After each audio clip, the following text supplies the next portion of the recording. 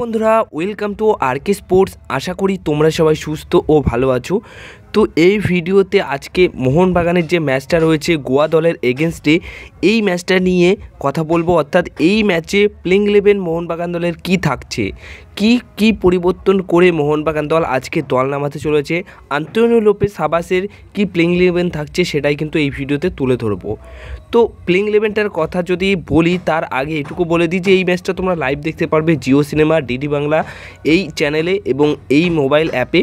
তো স্পোর্টস 18 চ্যানেলেও তোমরা লাইভ দেখতে পারবে। ম্যাচটা খুবই ইম্পর্টেন্ট ম্যাচ, কারণ এই ম্যাচ থেকে পুরো 3টে পয়েন্ট পেয়ে গেলে কিন্তু লিগ টেবিলের একটা ভালো জায়গায় থাকতে পারবে মোহনবাগান দল, এবং চ্যাম্পিয়নশিপের দৌড়ে বা সেই লিগ শিল্ড পাওয়ার ক্ষেত্রে, জেতার ক্ষেত্রে কিন্তু এই ম্যাচটা মোহনবাগান দলকে জিততেই হবে। কারণ এখন থেকে সবকটা ম্যাচই কঠিন ম্যাচ এবং খুবই গুরুত্বপূর্ণ ম্যাচ, তো প্রতিটা ম্যাচই জিতে নিতে হবে মোহনবাগান দলকে।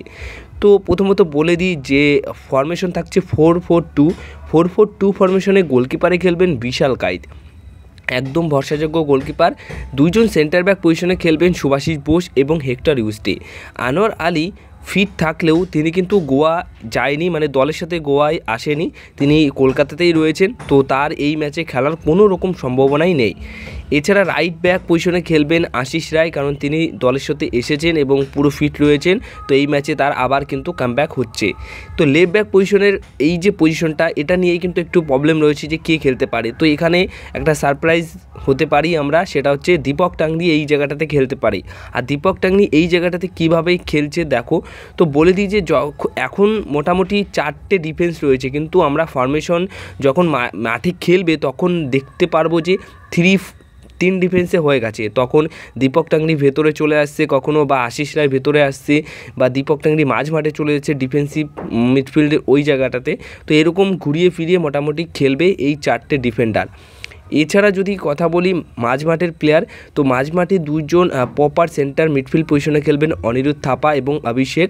তো এখানে অবশ্যই জনি কাউকেও নামাতে পারে, কিন্তু মনে হয় না যে প্রথম থেকে শুরু করাবে, তাকে সেকেন্ড হাফে নামাতে পারে, কারণ আস্তে আস্তে যেহেতু তিনি ACL ইনজুরির পর মাঠে ফিরছে, তো আস্তে আস্তে সময় দিয়ে তাকে কিন্তু মাঠে ফেরাতে চাইছে আন্তোনিও লোপেস সাবাস।